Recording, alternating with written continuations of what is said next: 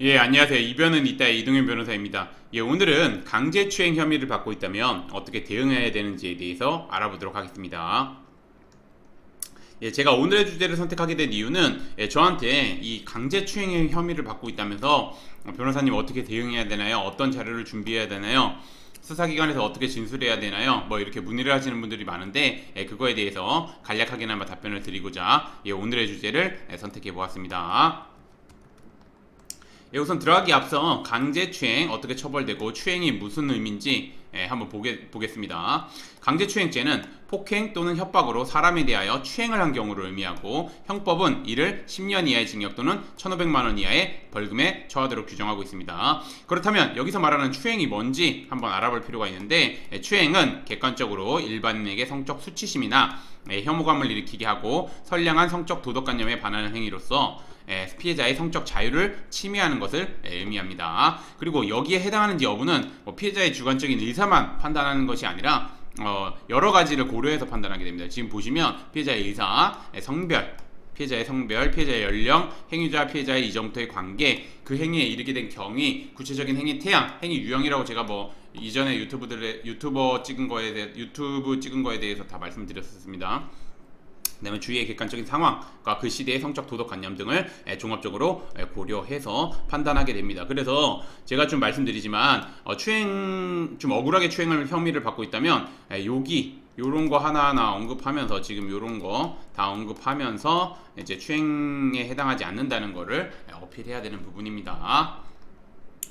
그러면 이제 오늘의 주제인 강제추행 혐의를 받고 있다면 한번 보겠습니다. 강제추행 혐의를 받고 있다면 두 가지로 나눠지겠죠. 진짜 억울한 경우가 있고 실제 추행을 저지른 경우가 있고. 그럼 보겠습니다.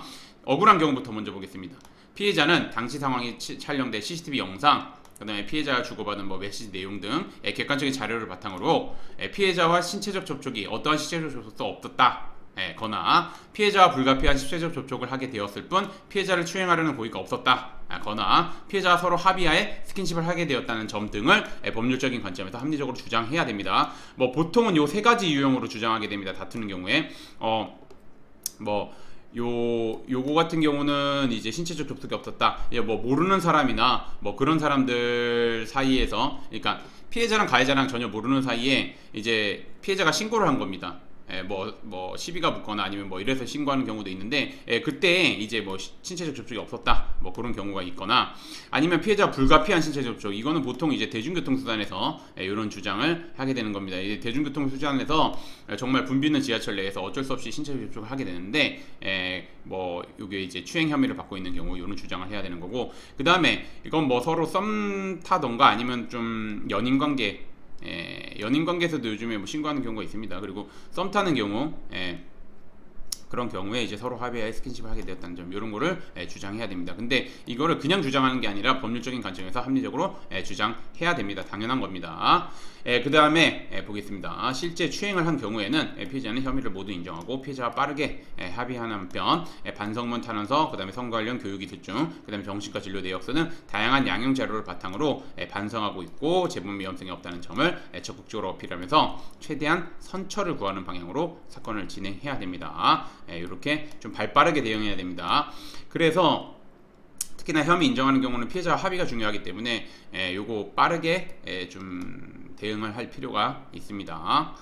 그렇게 하셨으면 좋겠고, 그래서 요거는 제가 진행했던 사건이고 요거는 증거불충분 나왔던 사건입니다.